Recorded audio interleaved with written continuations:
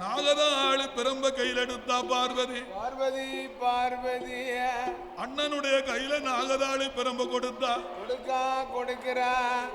என்பெருமாள் கோபால கண்ணன் நாகதாளி பிரம்ப வாங்கி குழந்தைகளை எடுப்பதற்காக கோபால கண்ணன்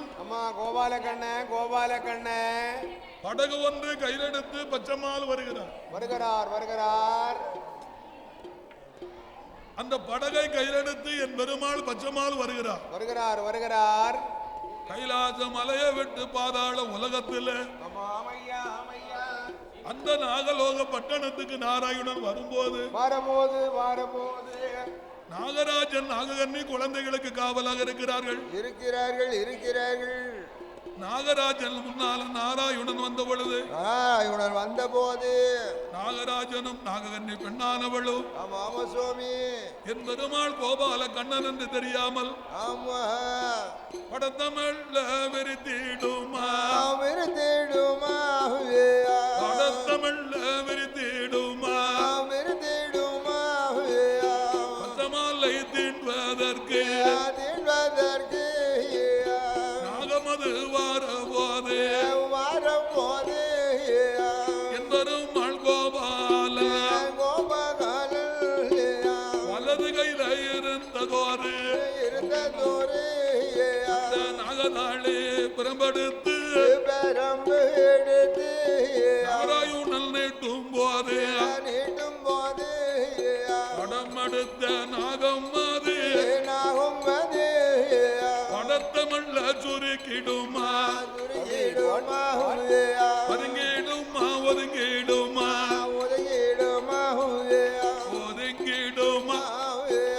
பச்சம்மாள் முன்னாலேயோ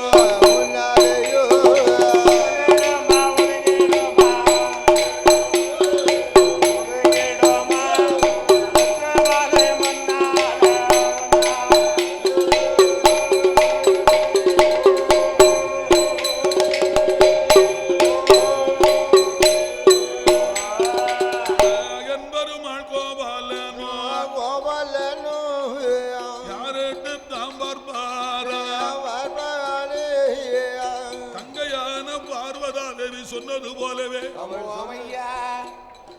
இருக்கிறாளே என் தேவியான மாரியம்மாளும் உச்சினி மாகாளி சுந்தராட்சி அம்மாளும் வடகுத்தி அம்மா முக்குடாதி காந்தாரி கனகதுர்க்கை அம்மாளும் அக்காதங்க 8 பேரும் அழகோடுதான் இருக்கா 8 பேரும் பிராமண குழந்தை போல இருக்காள் அல்லவா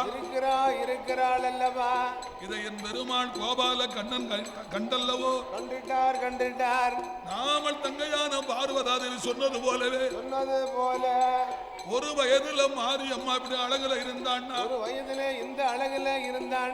இவளுக்கெல்லாம் 17-18 வயது வந்ததுன்னா என்ன அழகுல இருப்பா இடிச்சு வச்ச மாவு இலுமிச்சம் கனியா இருப்பாள தங்கையான பார்வதாதேவி சொன்ன சொல்லு பொய்க்கலையே என்பதும் ஆள் மனதில் எண்ணி அக்கதங்கை 8 பேரையே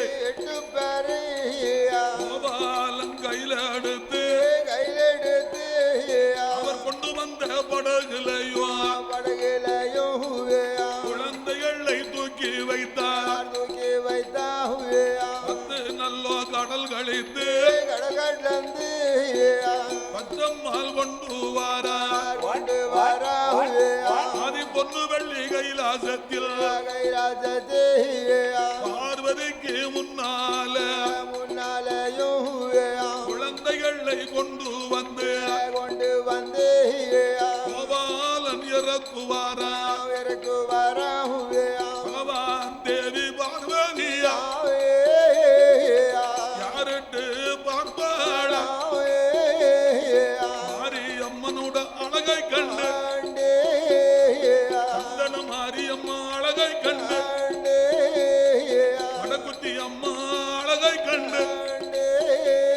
பகவான் தேவி பார்வதியா கண்ணிரையும் வடிப்பாளா கண்ணனிடம் சொல்லுவாளா என்ன கோபாலா சொன்னது போல் மாரியம்மனை பார்க்கும் போது அழகுடனே இருக்காளே ஏ அண்ணா கோபால கண்ணா